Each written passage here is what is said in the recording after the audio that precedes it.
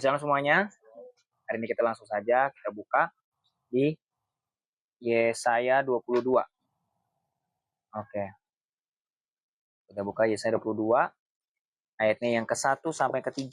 Kita sampai ke-3 saja supaya kita tidak terlalu banyak. Ya.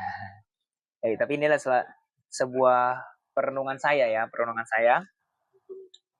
Ya, judulnya adalah Kelancangan Penduduk Yerusalem. Nah, ya oke.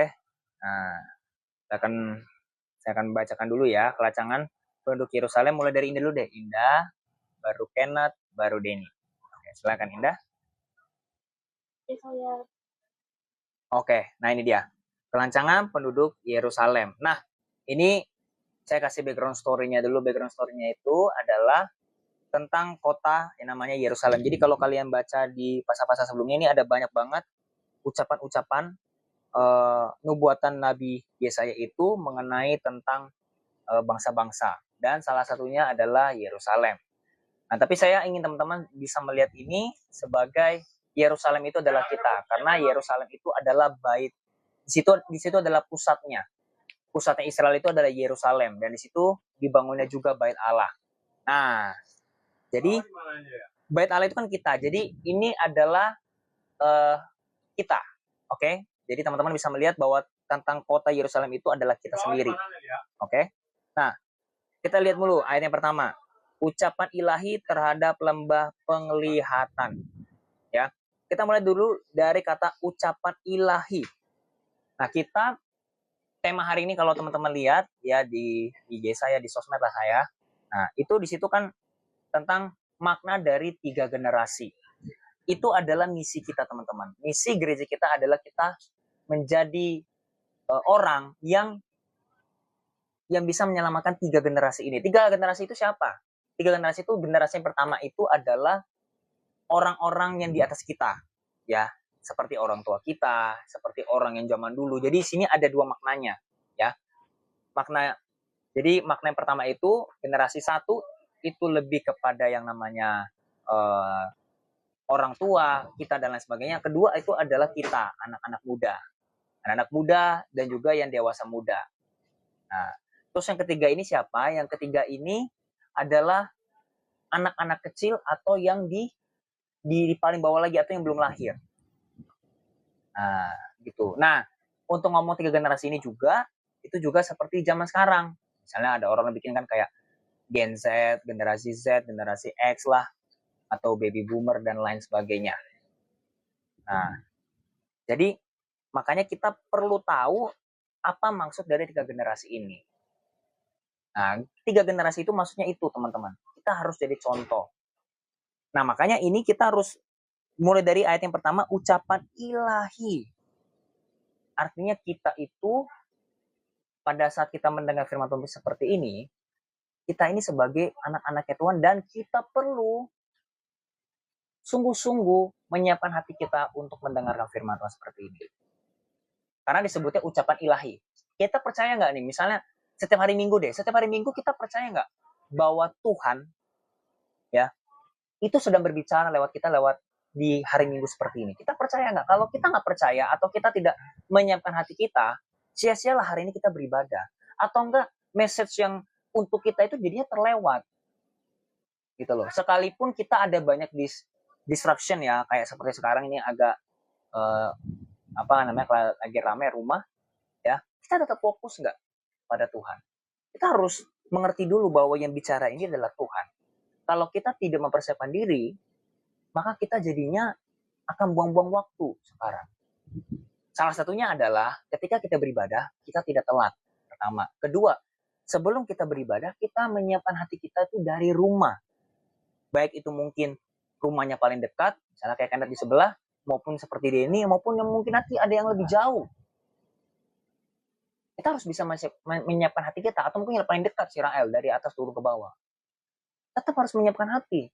Bukan hanya sekedar kita berpakaian rapi, bukan hanya sekedar kita mandi dan sebagainya, tapi kita punya kerinduan untuk apa hari ini Tuhan mau ngomong sama saya ya. Nah, ketika saya merenungkan firman Tuhan ini, Tuhan itu ingin kita, satu yang Tuhan ingatkan untuk kita semua, yaitu punya nama yang baik. Tuhan ingatkan ini. Karena gini, kita tidak akan didengar oleh generasi apapun, atau masyarakat apapun, atau di society ini, kalau kita tidak punya nama yang baik. Percuma. Teman-teman di sini yang kaya, atau yang terpenting kaya, yang terpenting nanti banyak orang yang akan cari kita, itu lama-kelamaan dia akan melihat busuk kita dan dia akan meninggalkan kita.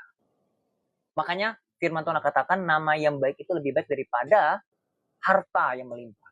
Nama yang harum itu lebih baik daripada harta yang melimpah. Karena banyak kok orang juga yang dia banyak duit tapi dia nggak punya teman. Ada dia ternyata dia punya link yang terkenal yang oke, tapi ternyata dia jadi ditinggalkan karena apa? Karena nipu orang sana sini. Jadi nama itu penting teman-teman. Nah tapi kalau bicara soal nama, kita lihat nih ucapan ilahi terhadap lembah penglihatan.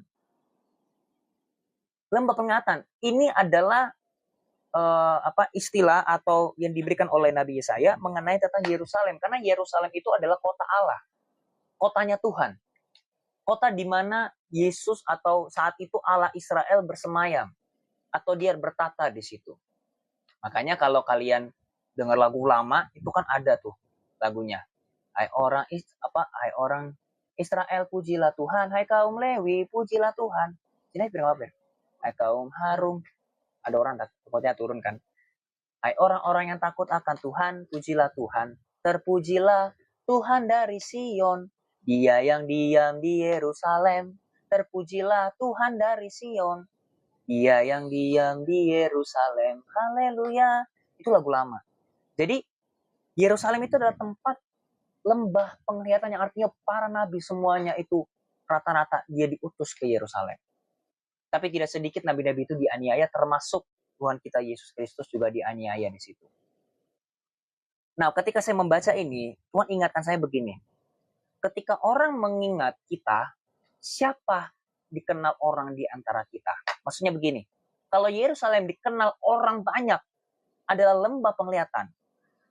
Begitu juga dengan kita. Kalau kita disebut namanya, orang ingat kita tuh siapa? Misalnya kalau orang mengingat Yoel, siapa yang terbesit dalam pikiranmu? Misalnya, oh dia seorang pendeta. Oh dia seorang pemberita Injil. Oh dia suka bermain game. Dia seorang gamer. Hari ini orang mengenal kamu itu siapa? Itu penting loh. Sebelum kita mau menyelamatkan dunia, nggak usah dunia lah. Sebelum kita mau bicara tentang generasi, teman-teman itu dikenal di masyarakat atau minimal di keluargamu itu siapa?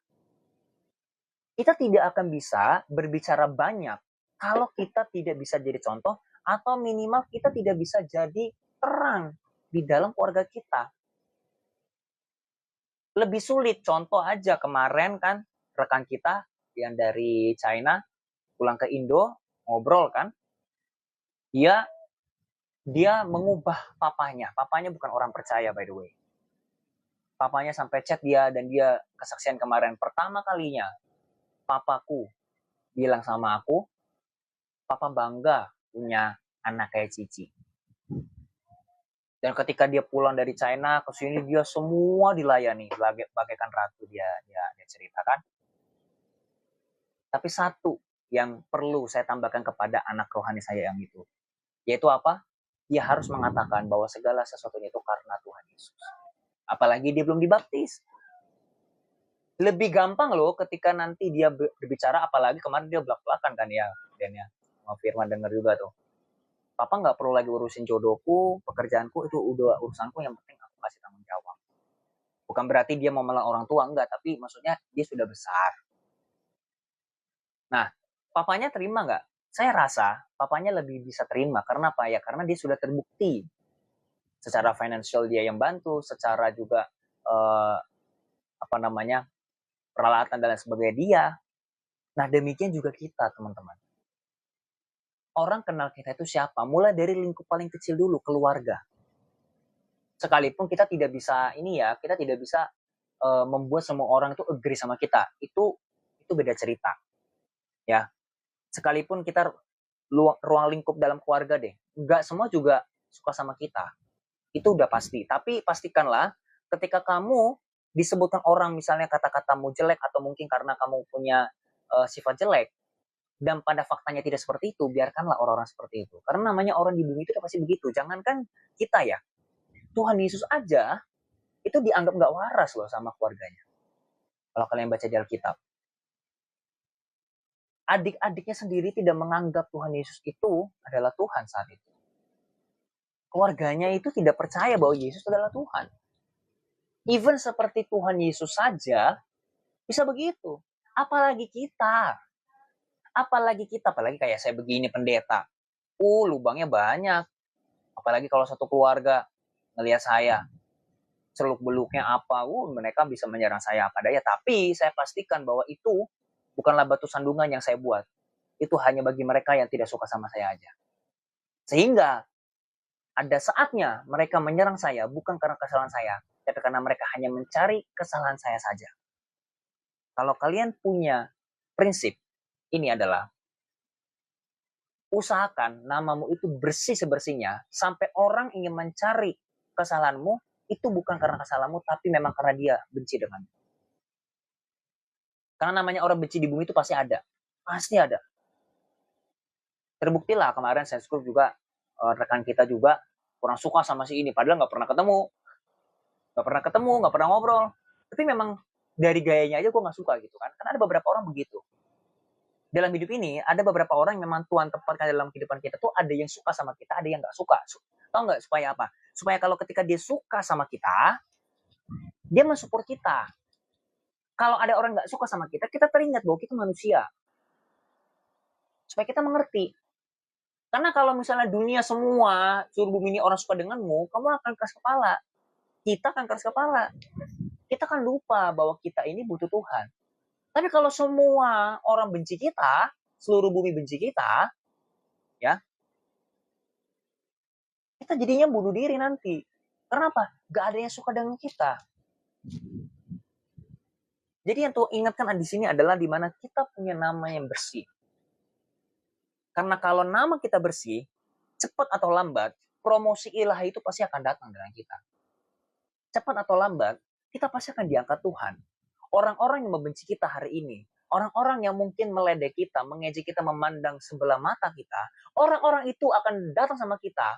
Mungkin dia nggak sujud, nggak apa, tapi minimal dia akan respect sama kita, dan dia akan mengatakan, kok lu bisa kayak gini ya, gue bangga punya anak seperti lu. Atau saya bangga punya saudara atau keponakan atau punya anak cucu seperti kamu. Itu harus bisa seperti itu. Orang Kristen harus seperti itu. Jangan sampai tidak. Nah, makanya kita perlu punya nama yang besar. Nama besar sini maksudnya kita punya nama yang baik. Masih mending kita lebih baik ya nama kita bersih tapi kecil daripada kita punya nama yang besar tapi nama kita jelek. Jadi hati-hati dengan nama kita masing-masing. Orang kenal kita siapa? Coba kalian nggak usah sebut-sebut satu persatu, tapi kalian ngomong kepada diri kalian sendiri aja. Orang hari ini kenal gue siapa ya? Lebih ke positif atau lebih ke negatif? Kalau banyak yang ke negatif, sekarang bangunlah namamu itu dengan baik. Karena gini loh, firman Tuhan itu datang sama kita, seperti tadi ucapan ilahi, firman Tuhan itu sudah datang kepadamu, tapi kalau kamu tidak punya tanggung jawab untuk menjaga namamu, itu akan susah. Makanya ketika Abraham berjumpa dengan Tuhan, Tuhan tidak ngomong tentang tanahnya dulu. Kalau kalian baca dalam kitab, Tuhan bilang apa? Tuhan, aku akan membangun namamu. Namamu akan besar di seluruh bumi. Jadi yang Tuhan besarkan dalam kehidupanmu itu bukan berkatmu, itu bukan bisnismu, itu bukan kerjaanmu, tapi kamu. Kalau kamu yang dibesarkan Tuhan, mau kerjaan bagi dunia, misal kerjaan ini gak ada apa-apanya, di tanganmu itu bisa wow. Mau dunia bilang, kalau pekerjaan kayak gini, lu gak akan dapat untung, lu gak akan sukses, lu gak akan kaya. Tapi kalau di tanganmu, karena kamu juga belajar di area itu, siap-siap kamu bisa menjadi the masternya di area atau di bidang itu. Makanya mulailah kita percaya. Mulailah kita menjaga nama baik kita. Menjaga nama baik. Terus lanjutnya apa? Ada apa gerangan? Maka semua pendudukmu naik ke soto-soto rumah. Nah ini dia. Ada apa gerangan? Ya, ini firman di sini aja nih. Oh, di sini aja. Nah, gini aja. Oh, di sini. Ah? Oh, ya. Nah, jadi di sini dibilang apa? Ada apa gerangan, maka semua pendudukmu naik ke soto-soto rumah. Ada apa gerangan? Saya ini adalah Alkitab khotbah saya ya. Ini adalah Alkitab khotbah saya. Ini di sini dibilang ada apa gerangan? Ini maksudnya gini loh, orang akan terheran-heran. Gitu loh. Orang akan terheran-heran itu antara dua. Sekarang kita harus pilih. Orang terheran-heran karena positif atau karena negatif tentang nama kita. Gitu loh. Ingat ya, persentase di dalam dunia ini itu benar-benar kita harus bisa perhatikan lah. Maksudnya begini, kalau misalnya orang ngelihat saya itu berapa persen suka sama saya sama yang enggak. Karena namanya manusia di bumi 100% ada yang suka atau 100% di bumi itu gak ada. Percayalah gak ada. Even God pun punya haters loh. Even God punya haters dan dia juga punya followers. Salah satunya adalah kita semua followersnya kan. Nah, coba perhatikan. Di kantormu, di keluargamu, atau di secara persentase keseluruhan orang terheran karena apa? Oh, dari sini aja. Sini aja. Gitu ya. Ya, teman-teman nanti ini akan dipindahkan kok. Nanti akan semakin luas lagi kok ya. Gitu ya. Nah, jadi orang terheran-heran sama kita tuh karena apa? Pernah nggak orang heran sama kita? Pasti setiap kita pasti pernah ada orang heran. Tapi sekalipun dalam hidup kalian tidak ada orang yang heran, orang akan heran kenapa kamu nggak pernah heran? Gitu loh. Nah. Jadi kalau orang belum heran denganmu, berarti orang suatu saat akan heran kenapa kamu nggak heran-heran? Kenapa kamu nggak membuat sesuatu hal yang wow? Kenapa kamu nggak pernah membuat sesuatu yang bikin orang tuh bangga gitu loh. Dan di sini kita belajar yang namanya tempat atau yang namanya nama, kita baik atau jahat, orang pasti akan tidak suka sama kita, orang pasti akan suka sama kita. Kita diem aja di bumi ya, kita pengangguran lah misalnya, kita diem aja, orang pasti akan komentarin kita.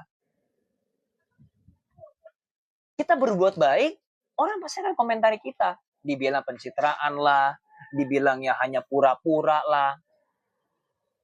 Lalu bagaimana caranya? Kita harus bertindak. Bertindaklah sesuai dengan kehendak Tuhan. Selalu berada di pihak Tuhan. Karena di Alkitab dikatakan, jika Allah di pihak kita, siapa lawan kita? Jadi coba praktekkan kepada dirimu, ketika orang terheran dengan dirimu itu terheran karena negatif atau karena positif. Orang terheran dengan namamu itu karena kamu bisa dipercaya atau penipu. Atau malas-malasan. Itu harus diubah satu persatu.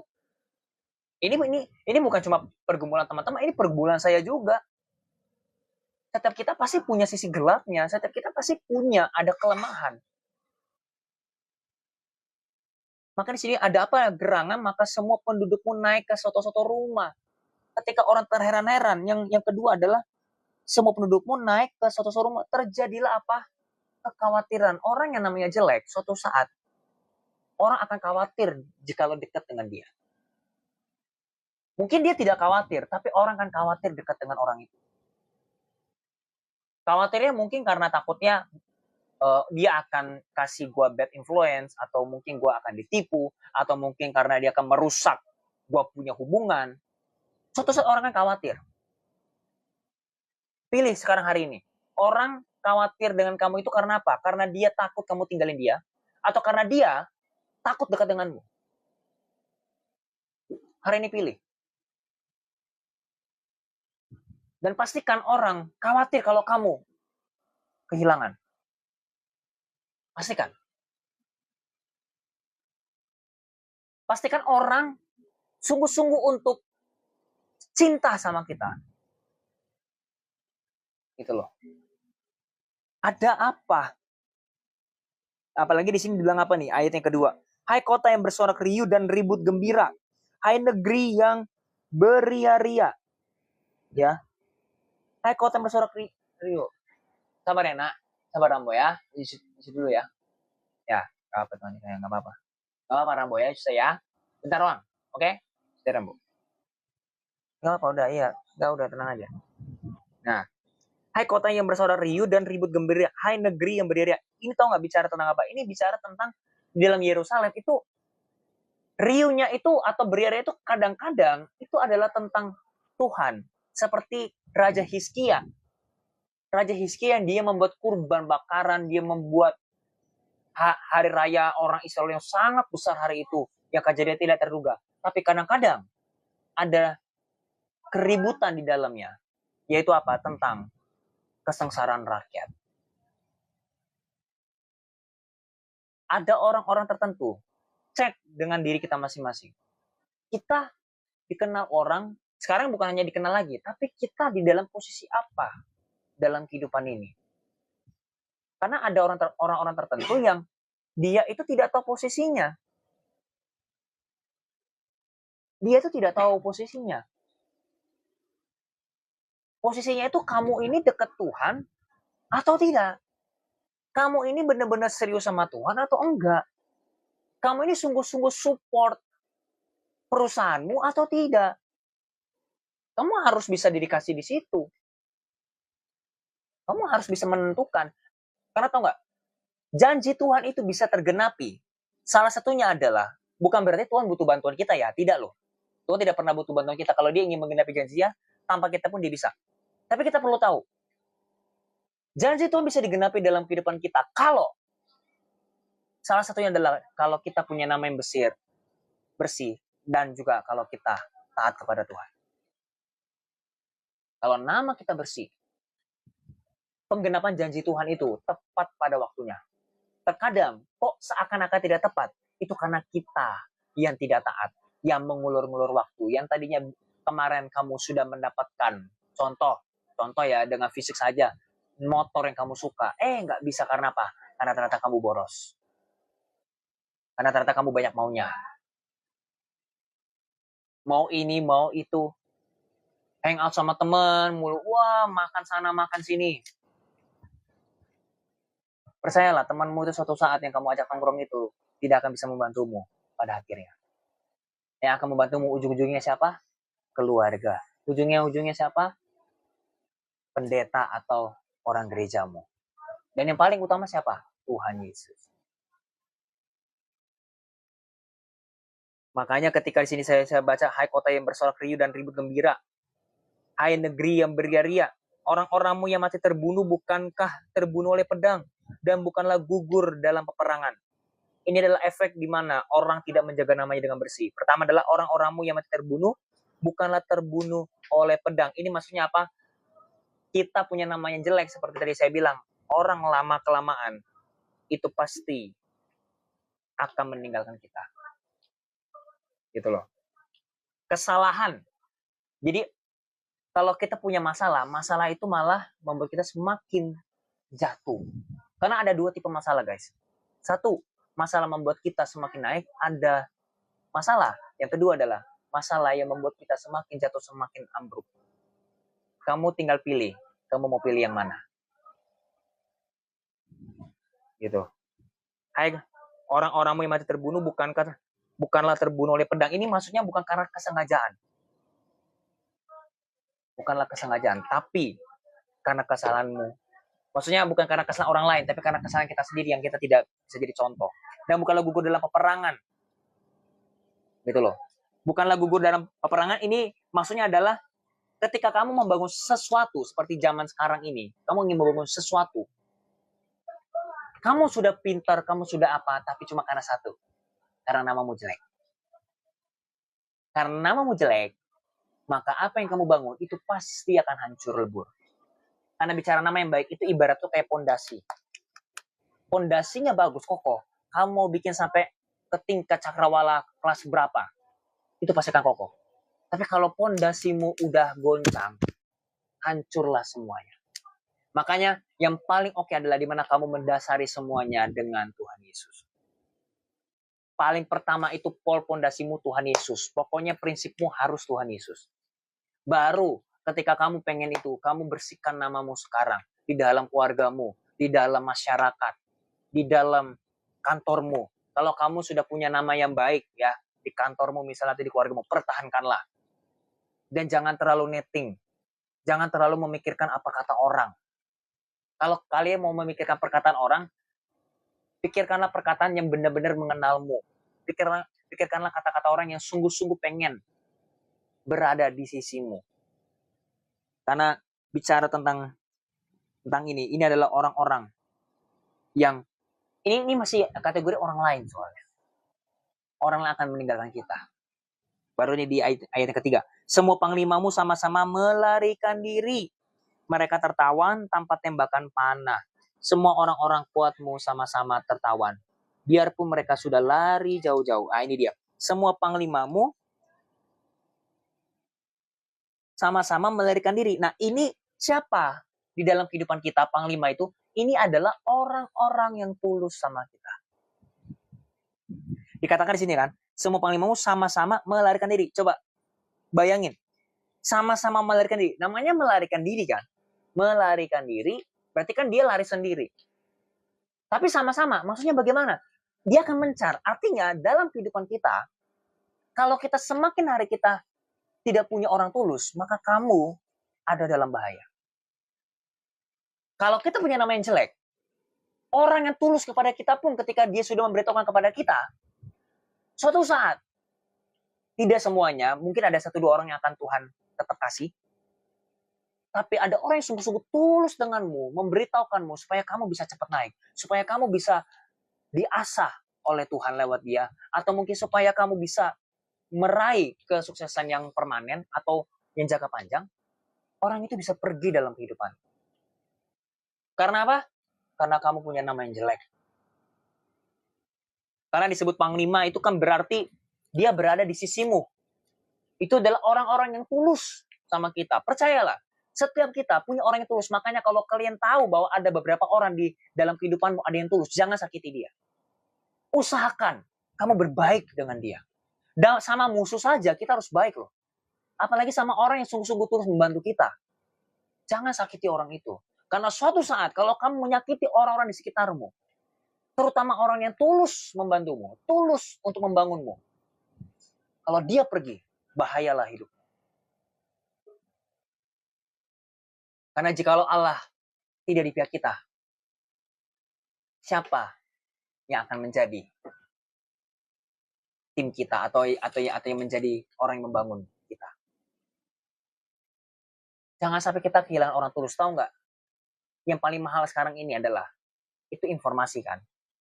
Tahu yang paling mahal juga salah satunya apa? Salah satunya adalah orang-orang yang jujur, yang setia sama kita. Itu susah didapat.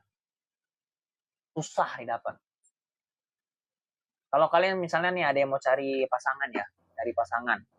Kalau kalian punya teman-teman yang benar-benar mensupport dirimu, tulus denganmu, ya mungkin dia nggak kasih duit atau lain sebagainya.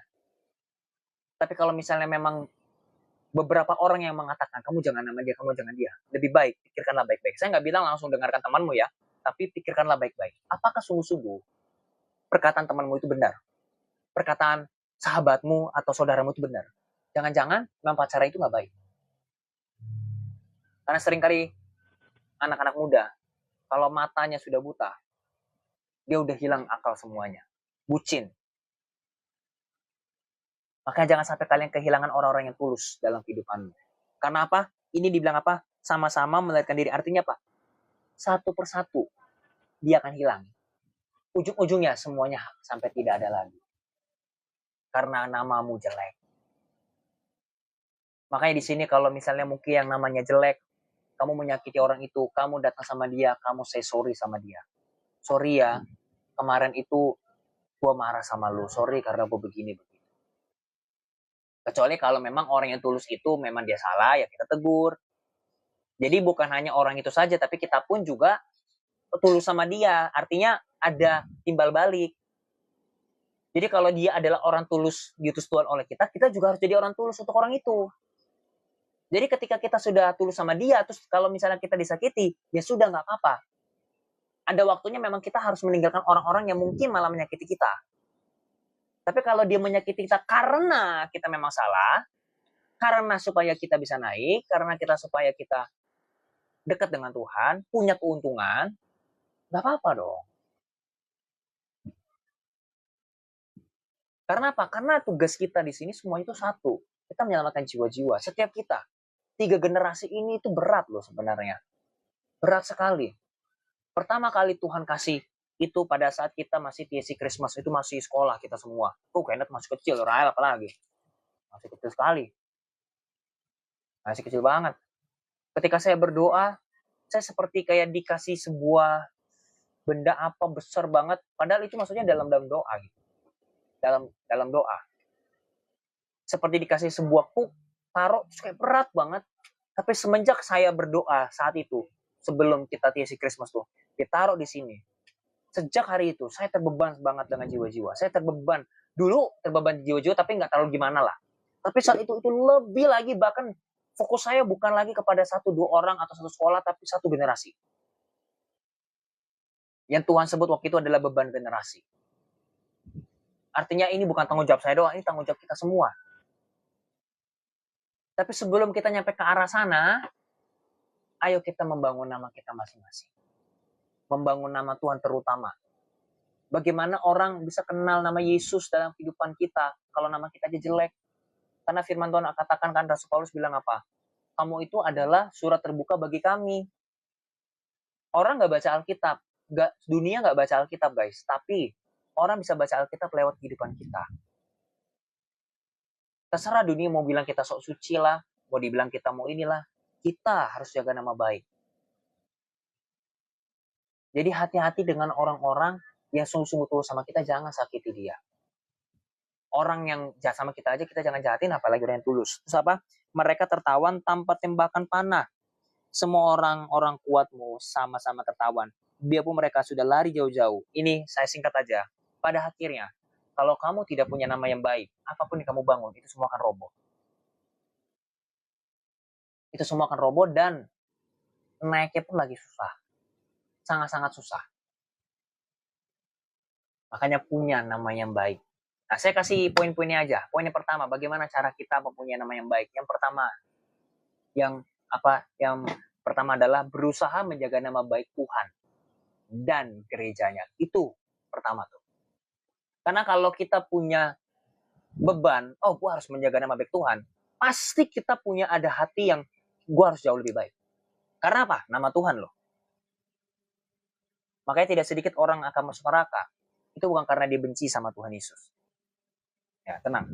Jadi sampai 10 menit, ini udah selesai. Kan? Karena kan cuma 3 ayat kan. Nah, tidak akan. Pasti. Makanya orang-orang tertentu mungkin kenapa dia itu bisa menipu orang, kenapa dia mungkin suka, kayak contohnya mungkin dia masih berbuat dosa dan sebagainya, biasanya karena dia tidak punya atau tidak merasa dia harus tanggung jawab dengan nama Tuhan. Biasanya seperti itu. Apalagi masalahnya itu di kerohanian dia. Kerohanian itu penting. Kalau dia merasa bahwa nama Tuhan itu tidak di dalam diri dia, artinya dia tidak punya tanggung jawab, ya berarti nama dia akan jelek. Karena apa? Karena dia merasa, ya Tuhan ya Tuhan. Gitu. Tuhan ya Tuhan. Hati-hati dengan seperti itu. Yang kedua apa? Yang kedua adalah, kalau kamu salah, segera minta maaf. Kamu tahu bahwa kamu salah, segera minta maaf. Jangan kerasan hatimu, jangan ada ego dan lain sebagainya. Apalagi orang-orang yang tulus dalam kehidupanmu, yang sungguh-sungguh membangunmu, yang sungguh-sungguh pengen kamu itu maju, kamu itu jadi orang yang benar. Gitu loh. Minta maaf, mulai minta maaf. Gitu. Terus yang ketiga, mulailah belajar mengubah satu persatu kelemahan kita. Misalnya hari ini siapa? Kelemahan yang paling susah. Gua itu orangnya suka gosip. Kurangin gosipmu. Kalau bisa langsung kurangi satu persatu. Karena manusia tidak ada langsung berubah. Gak ada. Gitu loh. Ada orang tertentu yang memang dia bisa berubah drastis karena urapan Tuhan. Ada. Tapi saya kasih hikmatnya aja. Mulailah belajar. Apalagi kalau misalnya kamu ditegur. Misalnya yang udah pacaran nih. Ditegur. Ini aja Firman. Sini aja makanya Firman. misalnya ditegur sama orang-orang di sekitarmu atau pacarmu lah tegur, kamu jangan begini, kamu jangan begitu. Jujur, kadang-kadang kita pun susah, saya pun juga masih susah, apalagi kita masih muda toh, kita kadang-kadang ego kita itu tinggi, ya kan, apalagi mungkin yang laki-laki. Kadang-kadang kemarin kan kita ada sharingnya kan, saya itu kenapa sih cewek itu pakai perasaan mulu. Perasaan wanita itu memang tidak bisa di apa ya, tidak bisa terselami, jadi seperti jalannya Tuhan gitu, tak terselami kehendaknya gitu kan. Kadang mau ngomong mau ini, dia maunya A, karena kita C dia maunya D, ya kan. Tapi yang untuk laki-laki saya mau kasih tahu, mau gimana pun lebih baik daripada kamu marah-marah, kamu diem aja dulu. Kamu diem dulu, tapi kamu harus punya prinsip. Ini yang saya pun juga belajar terus menerus. Saya juga belajar. Saya selalu ingat satu firman Tuhan itu ngomong begini, kalau kamu marah atau kamu punya ada hati ganjil di mana, jangan sampai matahari terbenam.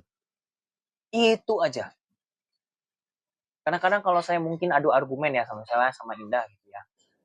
Kadang-kadang justru kalau saya berdoa, Roh Kudus justru yang sering tegur saya daripada tegur Indah. Saya juga tidak tahu. Mungkin Roh Kudus juga tegur Indah ya, mungkin kali ya, saya juga tidak tahu ya, karena ya itu udah urusan dia dengan Tuhan. Tapi kalau ke saya pribadi, Tuhan itu selalu ingatkan saya. Gitu loh. Kamu itu laki-laki. Kamu harus jadi kepala keluarga. Kamu harus lebih sabar. Jadi, pokoknya panjang lah itu. Kalau udah Roh Kudus sudah kasih tahu saya. Saya justru juga ngadu. Ngadunya itu kayak, aduh Tuhan, kesel banget sama ini orang. Gini, pokoknya Tuhan. Tapi Tuhan tidak selalu agree sama saya, tapi dia selalu ngomong, justru kamu harusnya begini, kamu begitu. Dan satu prinsip yang saya pegang itu, gitu loh. Kadang-kadang saya pakai seperti caranya Tuhan Yesus di Perjanjian Lama. Kalau misalnya contoh, saya nggak kurang suka misalnya sama kelakuan Indah, saya pasti akan, karena kamu begini, aku akan begini, gini. Jadi kayak seperti Allah Israel gitu. Tapi saya mikir lagi, waduh, kalau kayak gini kan. Tapi Tuhan malah nggak tidak suka. Padahal maksudnya saya terinspirasi sama dia. Terinspirasi dengan caranya. Tapi itulah firman Tuhan. Jalanmu bukanlah jalanku. Kan udah sesimpel itu. Artinya ya caramu bukanlah caraku. Mungkin kamu bisa memakai caraku, tapi hasilnya berbeda kalau tidak sama aku. Nah, jadi mulailah kita menurunkan ego kita. Pelan-pelan, apalagi yang laki-laki. Tapi yang perempuannya juga sama. Mulailah belajar juga menghargai laki-lakinya. Misalnya kalau lagi nongkrong, ya kayak begini, jangan kebanyakan marah-marah atau mungkin dijadiin candaan, dibikin guyonan. Pasanganmu tuh jangan dijadikan guyonan. Karena suatu saat dia akan menjadi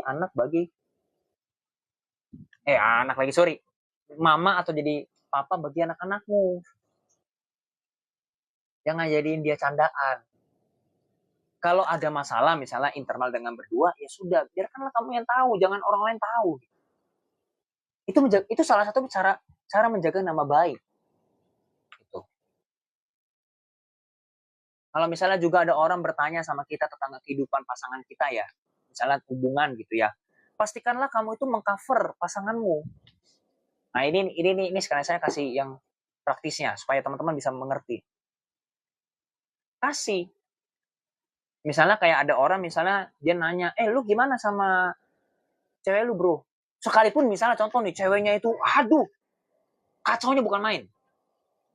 Maha cemburu lah, mau ini mau itu banyak banget. Tapi di depan temanmu atau di depan orang-orang di sekitar yang bukan gembala atau yang bukan tanggung jawab atas kehidupanmu, kamu harus cover dia. Oh enggak, hubungan gue baik kok. Iya, dia justru sebenarnya yang banyak salah tuh gue. Misalnya. Harus begitu. Gitu loh. Supaya apa? Supaya orang tidak merendahkan pasanganmu. Karena kalau orang merendahkan pasanganmu dan kamu misalnya nggak suka, kamu bisa berantem dengan temanmu lagi. Itu nanti yang akan terjadi. Jadi cover pasanganmu. Kecuali kalau kamu ngomong sama Contoh misalnya kakak rohanimu atau bapak rohanimu atau gembalamu yang notabene tahu sifatnya. Itu tujuannya untuk apa? Supaya mengubah pasanganmu. Supaya mengubah dirimu juga. Kamu perlu jujur. Tapi nggak semua orang kamu perlu jujur. Artinya bukan berarti kita bohong, tapi nggak perlu diomongin gitu loh. Nggak perlu yang kayak begitu. Kita perlu mengcover pasangan kita. Menjaga nama baik dia. Sekalipun dia punya kelemahan banyak, coverlah dia. Kalau misalnya ada omongan yang nggak enak, ngomong, duduk, langsung bicara. Sayang atau Beb, aku nggak suka kalau kamu seperti ini. Kamu malah molain aku loh. Muka aku taruh di mana kalau kita nongkrong, kamu malah, misalnya contoh, asik main HP. Kamu nggak pernah mau ngobrol sama aku, ngobrol sama teman-temanku. Nanti kamu misalnya mau ke sana, mau kemari, maunya berdua terus. Lebih baik ngomong parah-parahan, itu berdua. Daripada di depan orang. Karena jaga nama baik pasanganmu. Begitu juga kalau misalnya kamu tidak jadi atau putus dengan pasanganmu. Seringkali yang selalu diejek siapa? Mantannya kan? Ya kan? Pasti. Apalagi ada lomba untuk melihat mantan. Itu lomba apa, saya juga nggak ngerti. Setiap kali kalau ada orang putus atau anak muda putus, pasti yang dia jelek-jelekin itu adalah mantannya. Bisakah ketika kita tidak bersama dengan dia, kita jangan jelekin orang? Minimal, kalau kamu tidak mempersalahkan dirimu, minimal jangan jelekin dia. Bilang aja, sesimpel aja gini. Ya intinya saya udah nggak sevisi sama dia. Dengannya berjalannya waktu, ternyata kita nggak sevisi. Jadi ya udah kita memutuskan untuk tidak bersama aja. Udah selesai, nggak usah kayak sifatnya tahu nggak, jangan sama dia, tahu begini. Gak perlu. Malah kalau memang faktanya ternyata kamu yang salah, kamu harus jujur. Sebenarnya yang salah itu bukan dia, yang salah itu saya. Saya yang nggak bisa jadi contoh.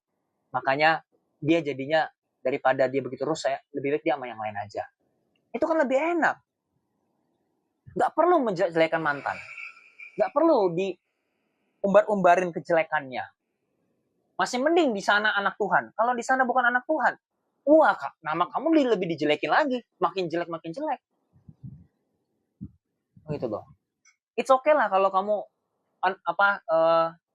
unfollow dia. Mungkin kalau sampai blok, ya udahlah, itu udah pilihanmu, nggak apa-apa. Tapi please jangan jelek-jelekin orang. Jangan jelek-jelekin mantanmu. Kalau kamu sudah nggak bersama sama dia. Karena siapa tahu. Pertama, mungkin bisa balikan. Ya. Pertama mungkin bisa balikan, tapi itu jarang. Nggak, ini udah terakhir. Kedua, mungkin kamu akan kerjasama sesuatu sama dia. Karena dalam dunia pekerjaan kita gak ada yang tahu. Makanya hati-hati dalam menjaga. Gitu ya. Jadi makanya kita mari menjaga sama-sama nama Tuhan dan nama kita semua. Amin. Kesempatan buat Tuhan Yesus. Oke, kita nyanyikan satu lagu, Jadikan Aku Indah dari G. Kita berdoa bersama-sama. Bapak, terima kasih. Kami belajar ya Bapak untuk meraih atau makna 3 generasi ini sebelum kami dipakai oleh-Mu kepada masyarakat luas. Biarlah kami menjadi contoh di rumah kami, di gereja kami, di komunitas kami, bahkan di kantor kami sekalipun ya Bapak, maupun di sekolah atau di kampus kami, agar minimal orang melihat bahwa kami baik, dan ketika kami akan bersaksi, kami akan mengatakan bahwa itu karena-Mu ya Tuhan Yesus. Jadikanlah kami semua hamba-hamba-Mu yang setia, terutama kami bisa menjaga nama-Mu ya Bapa. Karena mau bagaimanapun, nama-Mu yang perlu dimuliakan ya Tuhan Yesus. Thank you Lord Jesus. Haleluya. Jadikan aku indah yang Kau pandang mulia, seturut karya-Mu di dalam hidupku. Ajarku berharap hanya kepadamu, tanda setia kepadamu. Tuhan, jadikan aku indah, jadikan aku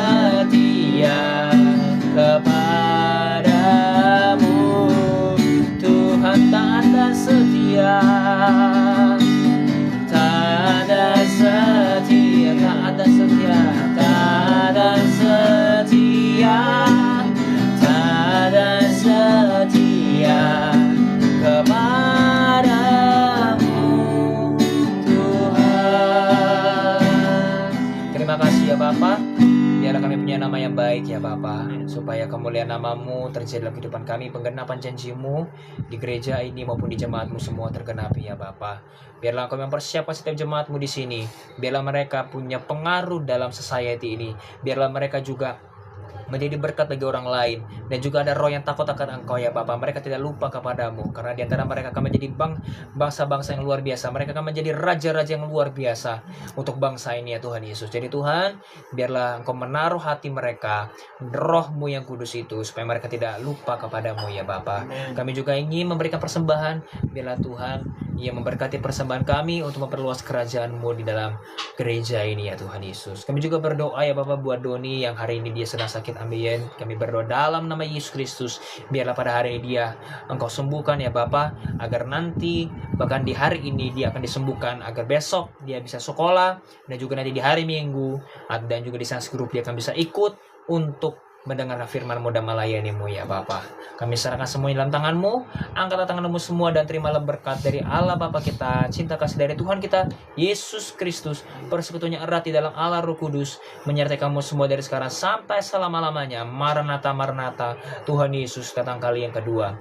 Bapak juga memberkati mereka yang telah melayani-Mu ya Bapa, seperti Denny dan juga Indah. Engkau yang menambahkan setiap hikmat marifat dalam kehidupan mereka, agar ketika mereka melayani-Mu, mereka dengan hati yang membara, hati yang mau tetap sungguh-sungguh, yang konsisten, terutama mengembangkan diri mereka di bidang mereka masing-masing. Terima kasih Bapak, di dalam nama Yesus Kristus kami sudah berdoa dan mengucap syukur. Haleluya. Amin.